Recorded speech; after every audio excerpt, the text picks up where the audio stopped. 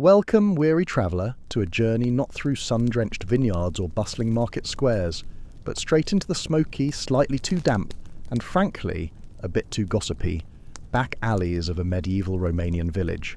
Tonight, you're a young woman. Let's call you Agnes, mostly because you seem to attract an alarming amount of uninvited, unsolicited advice from other Agneses. And you're not just any young woman. You're Agnes, who is currently trembling at the whispers of a virginity test looming over her betrothal. Yes, you heard that right. Not a pop quiz on medieval farming techniques, or a bake-off judged by the local baker, or even a spelling bee. No, it's a full-blown purity probe. A kind of prenuptial examination, if you will, but with considerably more personal space invasion and zero chance of a fancy champagne toast afterwards. More like a strong, slightly dubious plum brandy, maybe, if you're lucky enough to afford it and brave enough to drink it. Picture yourself. It's just before dawn, standing by the village well. The air is sharp with the scent of damp earth, blooming hawthorn, and probably a distant, very active pig pen. A thick, oppressive mist still clings to the ground, making everything feel slightly damp and infinitely more ominous. Your patched wool dress is brushing your knees, already feeling itchy and restrictive, as you haul a creaky, splinter-prone bucket. Every groan of the rope, every splash of water, feels like a drumbeat counting down to your inevitable doom. The sun's barely up, a sliver of weak, indifferent light, struggling over the distant Carpathian foothills, casting long, distorted shadows that seem to mock your predicament. But the village isn't buzzing with market chatter, or the happy sounds of baby lambs frolicking in the fields. Oh no. It's buzzing with hushed, eager gossip about your upcoming marriage and this dreaded test to prove your purity. Spoiler alert, you probably won't survive this hour without wishing you could magically transform into a squirrel and vanish into the nearest conveniently located, untestable forest. Or perhaps a particularly elusive badger, adept at digging holes and avoiding all forms of societal scrutiny. You even briefly consider attempting to spontaneously combust, but medieval clothing isn't quite that flammable, unfortunately. And besides, who wants to be remembered as Agnes, the one who exploded? Not you. So, before your metaphorical medieval self gets too comfortable, before the first drop of lead-infused makeup touches your skin, because yes, that was a beauty trend, truly an enlightened time, take a moment to hit that like button and subscribe. But only if you genuinely enjoy what I do here. No forced smiles, no awkward social contracts that might require a purity test of their own. Just pure, unadulterated enjoyment. And while you're at it, drop a comment with your location and local time. I'd love to know where you're drifting off from. Is it a cozy evening in Bucharest? Or a bright morning in some far-off land? Knowing where you are helps me feel less like I'm screaming into the void of history, though sometimes it certainly feels that way. Now, dim the lights. Maybe turn on a fan for that soft background hum of impending historical awkwardness, and let's ease into tonight's journey together. Try not to think too hard about the cold bucket water, or the looming test, or the ceaseless unsolicited advice from every single Agnes you encounter. It's a lot, honestly, a veritable cacophony of good intentions and bad ideas. The weight of gossip and a barley betrothal. You're standing at the village's heart, a cluster of wattle and daub cottages huddled around the well, the morning mist clinging to your skin like a bad reputation you just can't shake, no matter how much you try to scrub it off with harsh lye soap. The bucket's rope bites into your palms, leaving angry red marks, but it's the women's whispers that sting sharper, cutting through the damp morning air with surgical precision. Another Agnes, because of course there are multiple Agneses, it's medieval Romania. Everyone's named Agnes or Georga, sometimes both, and sometimes with the same exact birthmark on their left earlobe. A neighbour with a basket of turnips so large they could be medieval bowling balls leans in conspiratorially, her breath smelling faintly of stale cabbage. Her voice is lower than a toad's belly, and considerably more slimy, like she's just swallowed a particularly damp slug. "They'll test you before the wedding," she stage whispers, her words hitting you like a carefully aimed pebble, right between the eyes, leaving a metaphorical bruise. It hints at the midwife's probing hands, the village's prying eyes, and the general loss of any semblance of personal space you once imagined you had. You realise, with a sinking feeling that makes your stomach do a frantic little dance, like a frightened mouse trapped in a bucket, that your body is about to become a public art exhibition, a gruesome curiosity for the entire village, whether you like it or not. Your privacy, a concept vaguely understood even in these times, is about to be utterly obliterated. You're betrothed to the miller's son, a match your parents sealed for a strip of barley. Yes, barley. Not a dowry of gold or a promise of a grand estate, but a simple, humble grain. Your entire future, your entire existence, your very soul, is literally tied to a humble grain, a testament to the brutal practicality of medieval life. Forget romantic notions of love or shared dreams. Your destiny is intrinsically linked to the yield of a field, and more specifically, the miller's perceived trustworthiness of your family and their desire for a steady supply of grain. It's less about mutual affection and more about mutual agricultural benefit, a purely transactional arrangement disguised as matrimony. More than that, it's linked to the miller's opinion of your family's trustworthiness and your family's opinion of your strict adherence to societal norms. Norms that seem to have been invented by someone with a severe aversion to joy, fun, or any form of individual expression.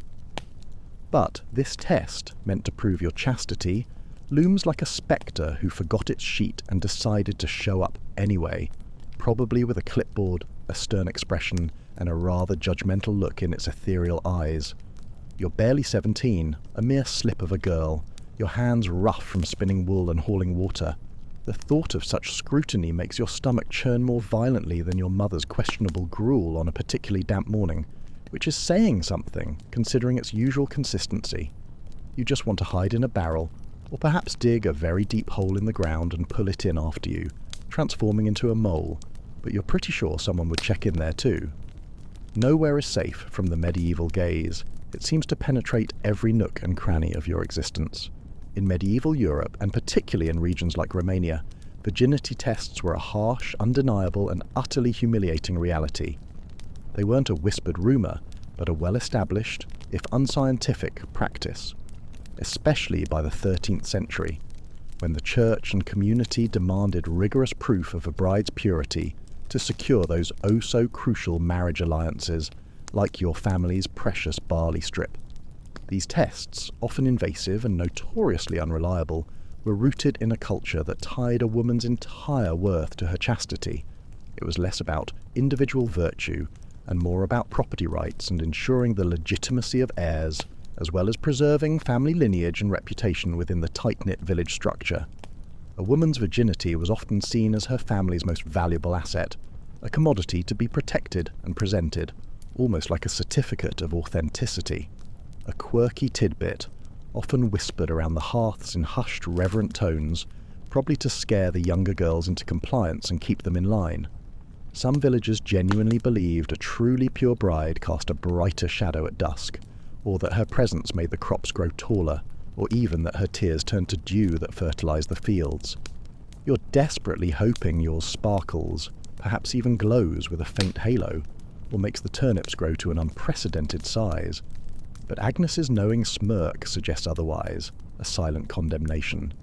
Historians still argue whether these tests were about genuine moral control, or simply an effective form of social leverage, a way to keep everyone in their place and maintain social cohesion, ensuring no one stepped outside the strict boundaries of tradition. But, as you hold that bucket, its weight suddenly unbearable, feeling as heavy as a mountain. The weight of the gossip feels less like a social slight, and more like a very heavy chain around your neck, dragging you down into the muddy depths of societal expectation with no escape in sight. You trudge back to your family's cottage, the water sloshing precariously, threatening to spill over your worn wooden bucket, a metaphor for your life on the verge of spilling out of control.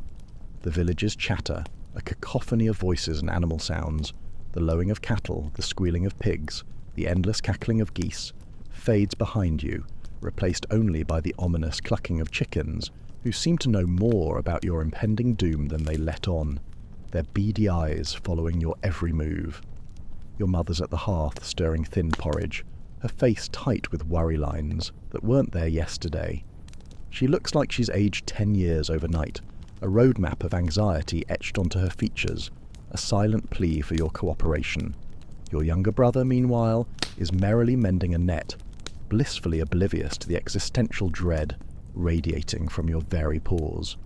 He's probably dreaming of catching a big fish, a feast for the village, while you're just dreaming of escaping this situation, perhaps by becoming a very good, very fast fish, capable of leaping out of nets and swimming to freedom. The cottage smells of smoke and damp straw, a familiar, comforting scent that now feels suffocating, pressing in on you, and the goat in the corner is currently chewing your best and only mat, which feels like a perfectly timed metaphor for your life right now. Everything is slowly being chewed away, dismantled, and consumed by forces beyond your control. You set the bucket down with a thud, trying to shake Agnes's warning, but it clings to you like damp wool in a perpetual fog, refusing to dissipate, leaving you feeling cold and exposed, vulnerable to every gust of societal disapproval. The test isn't just about you. It's about family honor, the miller's trust, and the villagers' approval. It's about securing your family's place in the pecking order of this tiny community, a position hard-won and easily lost. You've heard whispers of girls shamed, their marriages cancelled, their families scorned for failing. Their names became cautionary tales, their fates worse than a bad harvest, often leading to social ostracism, a forced life in a convent, or even worse, a lifetime of being the girl who failed the test, branded with a scarlet letter only visible to the judgmental. You're not even sure what the test entails. Midwives? Prayers? Something involving a very uncomfortable chair and possibly hot coals, or perhaps just a stern look and a highly subjective opinion from someone who last bathed a month ago. But the fear is very, very real. A cold, hard knot in your belly that tightens with every passing moment, threatening to strangle you from the inside out. Your mother glances up, catching your pale, drawn face, her eyes filled with a mirroring terror, a silent acknowledgement of the shared predicament, and asks about Agnes. You mumble vaguely about the test, trying to sound nonchalant, as if discussing the weather, but your voice cracks, betraying your terror, a fragile sound in the vast silence of your dread. Her eyes narrow, hardening with a desperate resolve, a steely determination to protect what little honour remains.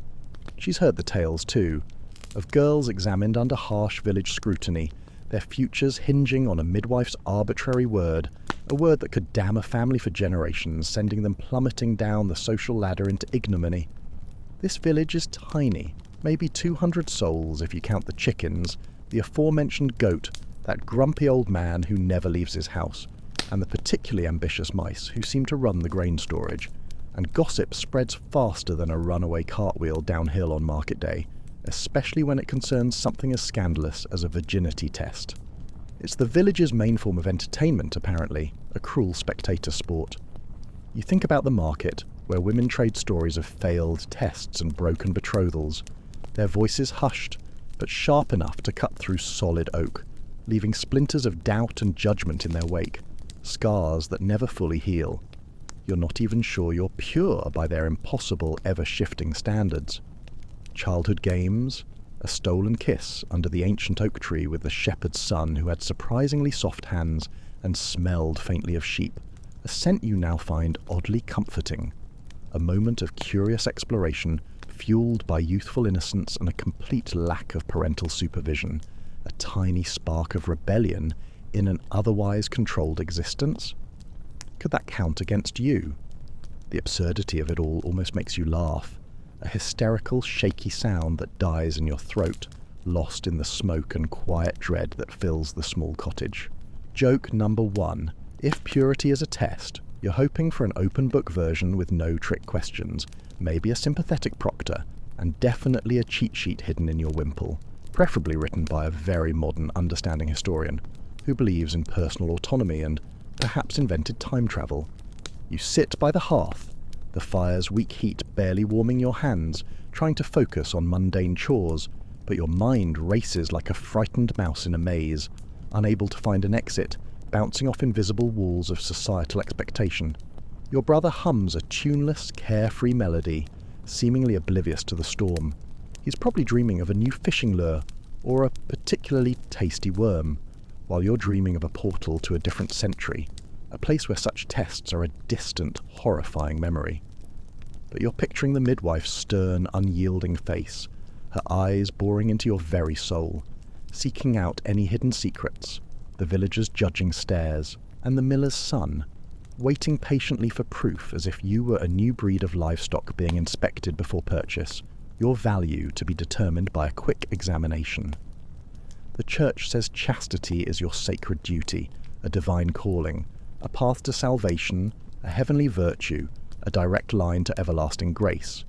But this test feels less like a blessing and more like a public inquisition that you definitely didn't sign up for, a cruel medieval reality show with no prize money and only humiliation as a reward. You think about Agnes's warning, the villager's whispers, and how the omnipresent fear of this test is as real and solid as the bucket at your feet, a tangible, suffocating presence. You're not sure how to face it, how to simply exist when every villager's eye is already on you, judging every single breath, every nervous twitch, every movement you make, scrutinizing your very being for any sign of deviation from the norm. Joke number 2. If gossip's a sport, this village deserves a crown for speed, endurance, and an Olympic gold in synchronized whispering. They're truly exceptional, a masterclass in character assassination and social condemnation. For now, you grab a broom to sweep the dirt floor, the well's ominous whispers echoing faintly in your mind, a haunting refrain, and brace for the test that could define or completely demolish your future in this little slice of medieval Romanian purgatory, where even the goats seem to be judging you with their inscrutable yellow eyes. You can almost feel the weight of centuries of patriarchal expectation pressing down on you, a burden heavier than any bucket of water or sack of barley. The priest's gaze and a sacred burden.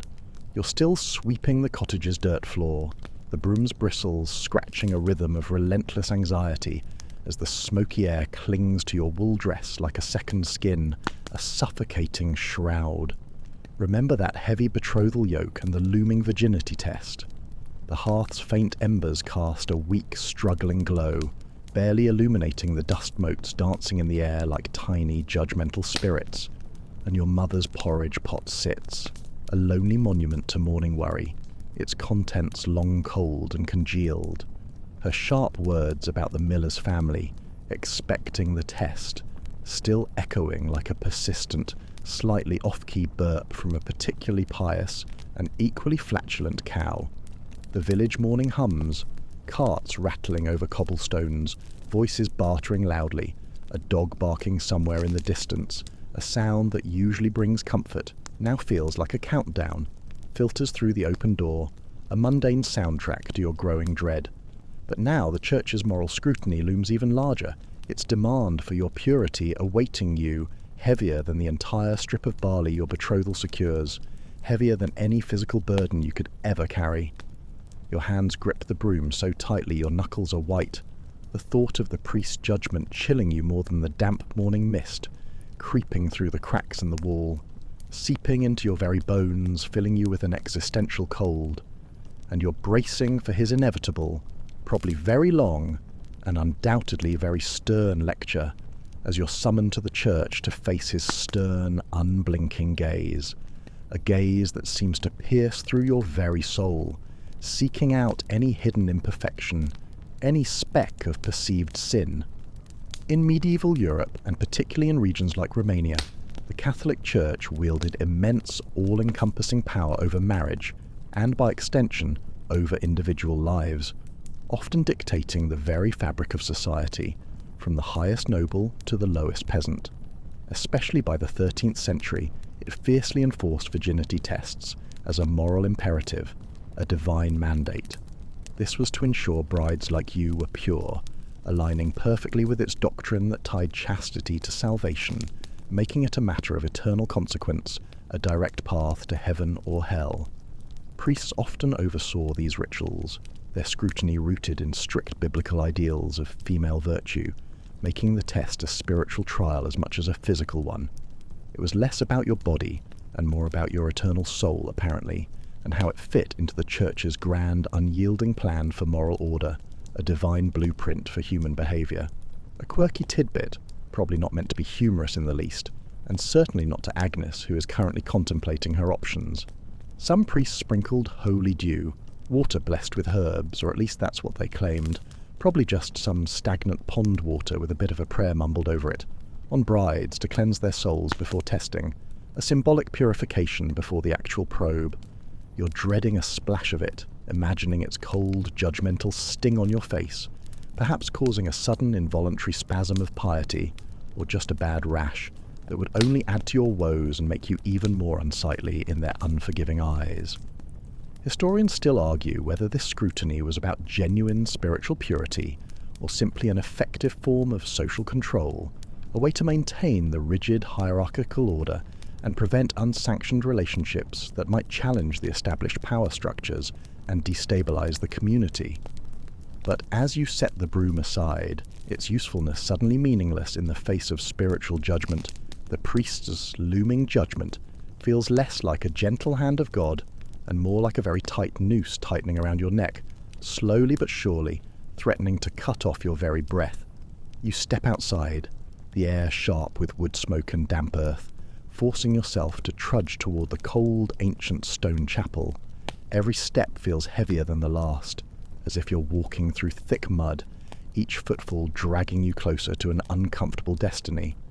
Its bell tolls low, a mournful sound that could be a warning, or perhaps just a reminder that everyone else's day is probably better than yours, or that another hour has passed without incident, drawing you closer to your fate, a relentless tick-tock of doom.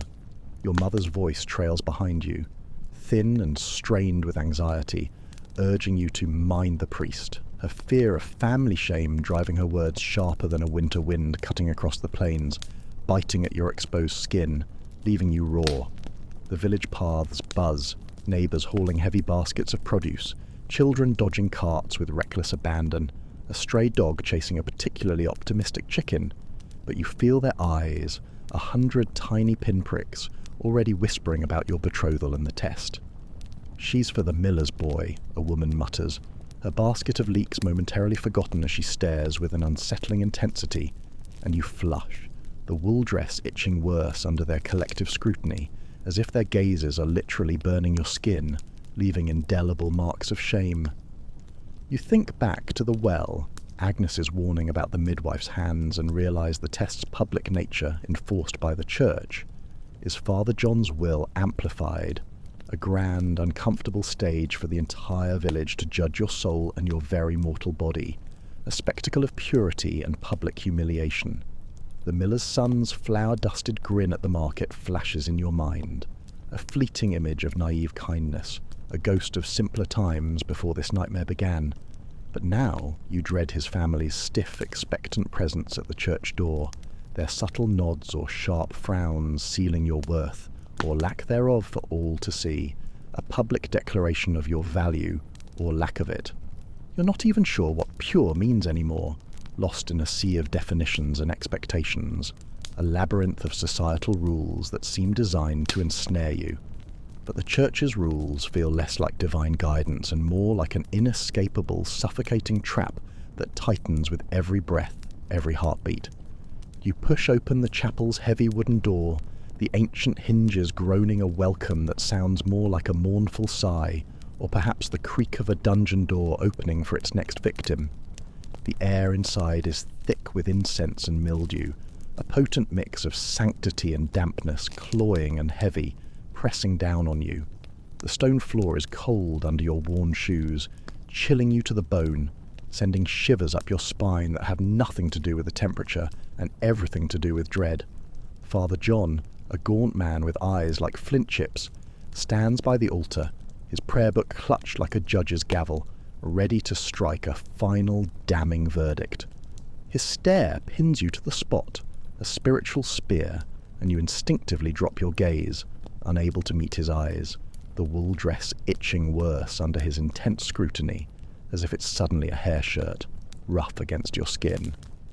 "Chastity is God's command," he begins, his voice low but cutting, slicing through the air like a rusty blade, and you flinch, already dreading the inevitable, interminable sermon that will surely follow, each word a condemnation.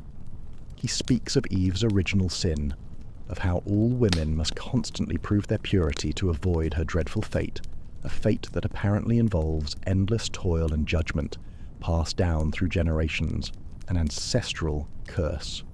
You want to roll your eyes so hard they get stuck, perhaps even spontaneously combust from sheer exasperation at the sheer unfairness of it all, but you manage to keep a straight face, barely. Joke number 1. If Eve's the problem, you'd like a word with Adam about fairness in the Garden of Eden, preferably with a full, unedited transcript and a good legal team who isn't afraid to challenge divine authority, even if it means negotiating with a talking snake. "The test," he intones, his voice gaining volume, echoing off the stone walls, "ensures your soul's worth for marriage, a sacred duty to the miller's son, and more importantly, to God." The priest paces, his robe swishing like a judgmental breeze, and warns that failing the test risks your salvation, your family's precious honor, and the village's trust. It's a terrifying trinity of doom, a three-pronged attack on your future. You think back to the cottage, your mother's desperate talk of the barley strip, and realize the church's rigorous scrutiny is her reluctant ally, pushing you relentlessly toward the midwife's table, a theological push backed by economic necessity and overwhelming societal pressure. You've heard tales from the market, girls shamed in church courts, their betrothals broken, their names cursed and whispered about for impurity, reduced to pariahs, forced to live on the fringes of society, stripped of all dignity. Father John's holy dew, a vial glinting in a small vial on the altar, waits to anoint you, but it feels less like a blessing and more like a final damning mark of judgment, a seal on your fate that you cannot escape, a brand of impurity. You're tempted for a fleeting moment to ask what men prove, what their tests entail, if they face such public scrutiny, such invasive examinations, but silence is definitely safer and probably wiser in this sacred patriarchal space where questions are not welcome. Joke number 2. If purity is a test, you're hoping men get a pop quiz too, maybe on not leaving their muddy boots in the hall, or perhaps on remembering their wedding anniversaries without a written reminder, or even how to properly churn butter without complaining.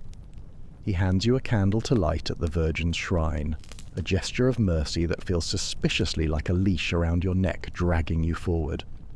You take it, the wax cold and unyielding in your trembling hands, and mutter a promise to pray, your mind racing, already plotting your escape plan to a life of quiet anonymity, perhaps as a hermit in the distant mountains, living off berries and the occasional lost sheep, far from judgmental eyes.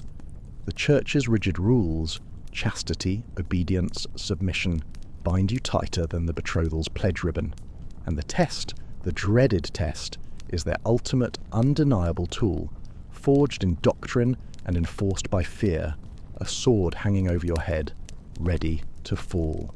You think about Agnes's warning, the village's pervasive gossip, and know the priest's scrutiny will follow you to the midwife's examination, his judgment a silent, heavy weight, far heavier than her hands. You step outside, the bell tolling behind you, its solemn sound echoing through the quiet village, the path seeming narrower, as if closing in around you, trapping you in this suffocating reality. You think about Agnes's sister's birth thread, a symbol of private, gentle care, and wish desperately for her compassion to shield you now, to wrap you in a protective embrace, to make you invisible to the prying eyes. Joke number 3. If God's watching this test, you're hoping he's got a softer, more understanding judge than Father John, preferably one who's seen a bit more of the world than just stained glass windows and dusty scripture, and perhaps has a good sense of humour about human imperfections. For now, you head home. The candle's flickering light, a grim reminder of the church's suffocating moral grip, bracing for the test that could sear your soul as much as your innocent body, a test that promises to define your very existence. the midwife's hands, and a private inquisition. You're trudging back from the church, the priest's stern lecture. Remember that holy dew and Eve's inconvenient, eternally lingering sin, still ringing in your ears like a persistent, utterly unwelcome doorbell that won't stop chiming, echoing off the ancient stone houses. Your wool dress is itching under the morning sun, already feeling too tight and constricting, a woolly cage, and the candle he gave you weighs heavy in your hand, its wax a solid, unforgiving reminder of the church's moral scrutiny over your betrothal's virginity test. The village paths hum, neighbours bartering loudly, a dog barking somewhere, chickens clucking their perpetual judgment, the distant bleating of sheep. But the weight of proving your purity to the miller's son and Father John presses harder now, a physical ache in your chest, a crushing burden that steals your breath. As you near your family's cottage, its familiar outline a beacon of false hope, a mirage of safety, you realise, with a fresh wave of dread, that you're directly facing the midwife's invasive role, her hand set to examine you in a ritual that's as much about satisfying the village's insatiable gossip as it is about your actual personal chastity. Your heart pounds, a frantic drum against your ribs, the dirt path rough under your worn shoes, threatening to trip you, sending you sprawling into the mud, and you're bracing for the humiliating moment your mother calls for the midwife to finally prepare for this ordeal, this private inquisition that will become a public spectacle. In medieval Europe, and particularly in regions like Romania, midwives often performed virginity tests, especially by the 13th century. They acted as the church's and community's direct agents to physically verify a bride's purity, a practice that was invasive and often painfully traumatic for women like you, due to crude methods and a distinct alarming lack of actual medical knowledge or understanding of female anatomy. These tests, rooted deeply in patriarchal assumptions about female anatomy and morality, were notoriously unreliable and fundamentally traumatic. Yet, they were absolutely critical to sealing marriage contracts and maintaining social order, serving as a public declaration of a woman's value and a family's honour, a stamp of societal approval, a brand of legitimacy. A quirky tidbit, which probably brought cold comfort at the time, and even less now, considering the context. Some midwives used a virtue salve, a herbal paste supposedly applied during tests to ease the process, a meagre attempt at comfort in the face of a terrifying ordeal.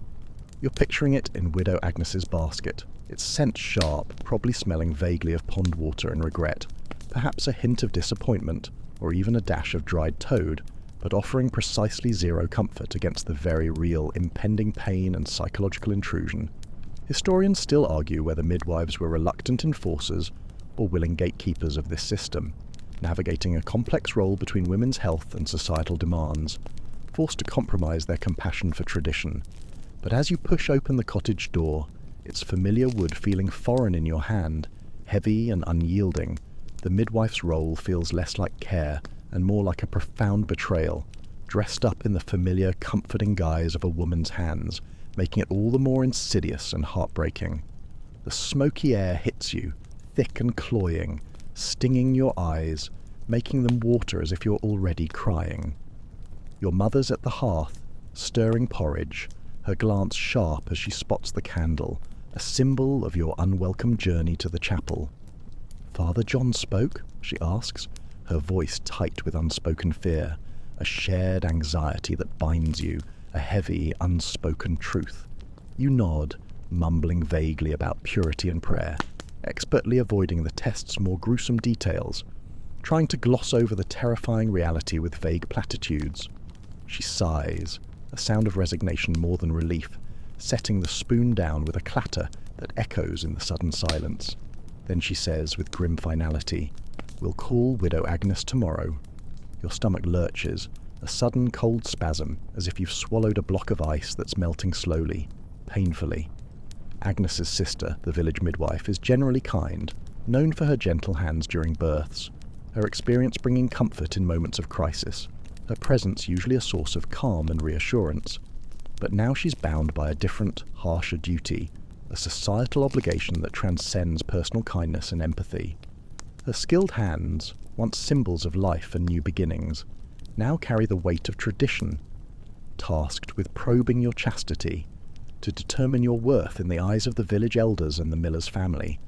You think back to the church, Father John's interminable lecture on your soul's worth, and realise the midwife's examination is his will made flesh, a brutal physical ritual designed to satisfy the miller's family and the village's relentless prying eyes, who will be waiting for the verdict with bated breath and sharpened tongues, ready to pounce on any sign of imperfection.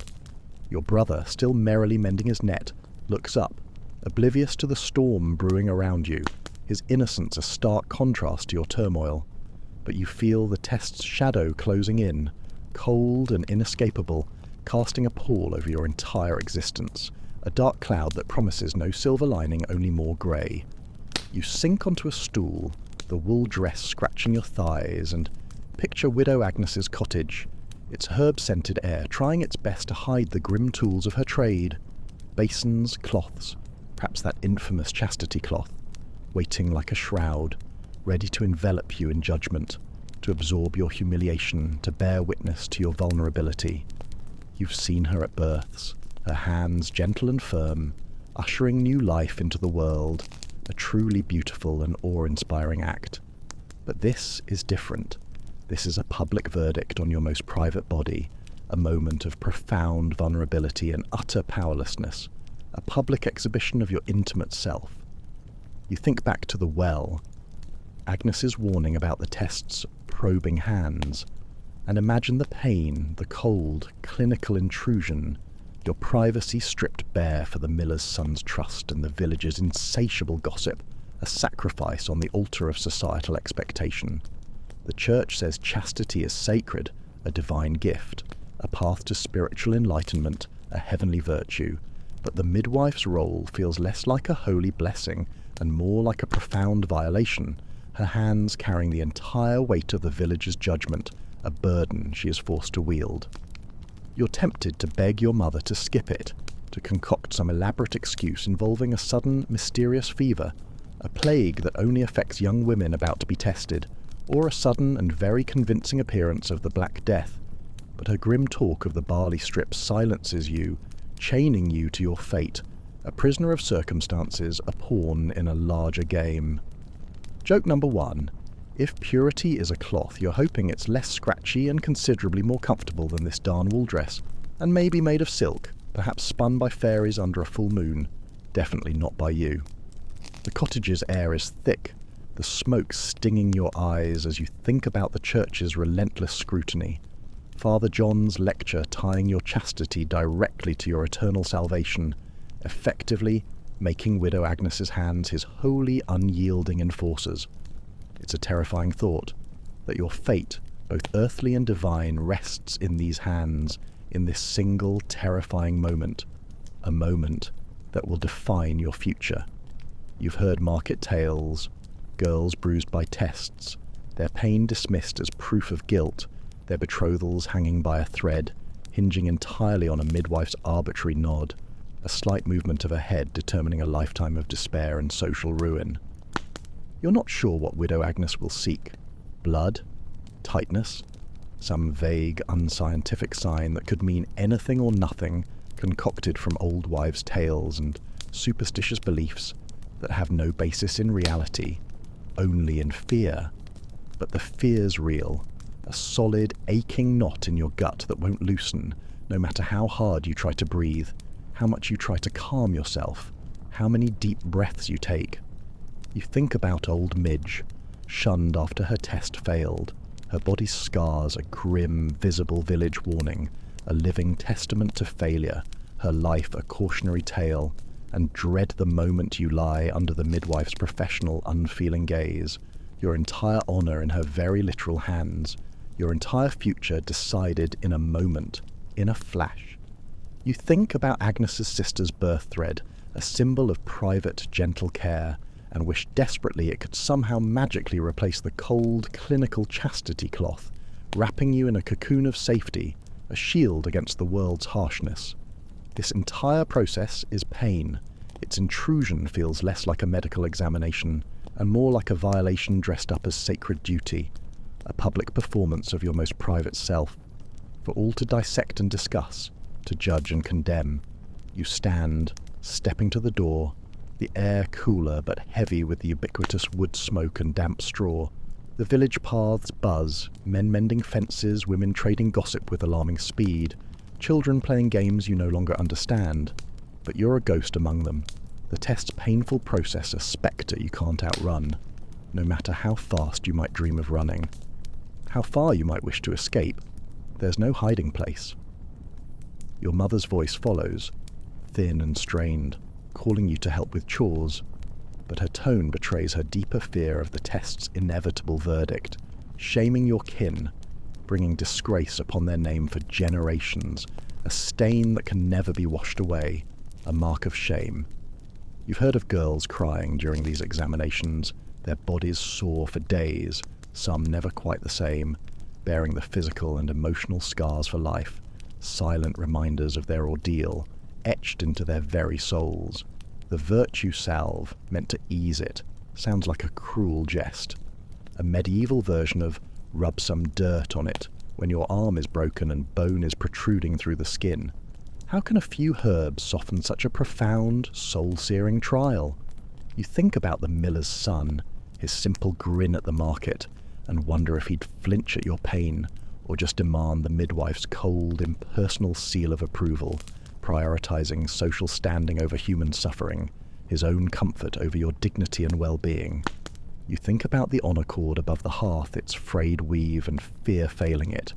Fear watching your family's reputation unravel like a cheap garment, leaving them exposed and vulnerable to the villagers' scorn, their legacy ruined. Joke number 2. If tests are supposed to be gentle, you'd honestly rather face a dragon's fiery breath than this virtue salve, and the hands that apply it. At least the dragon would be quick, and the pain would be over faster, and you'd have a cool story to tell if you survived. Your sister returns, her bucket sloshing, her glance meeting yours, and you see her fear mirror your own, a silent understanding passing between you, a shared burden, a bond forged in mutual dread. The village's stares, the church's unyielding rules, your family's desperate honour, they're all pushing you inexorably toward Widow Agnes's hands, and you are so not ready for what tomorrow holds, for the morning that promises to change everything, to define your entire life.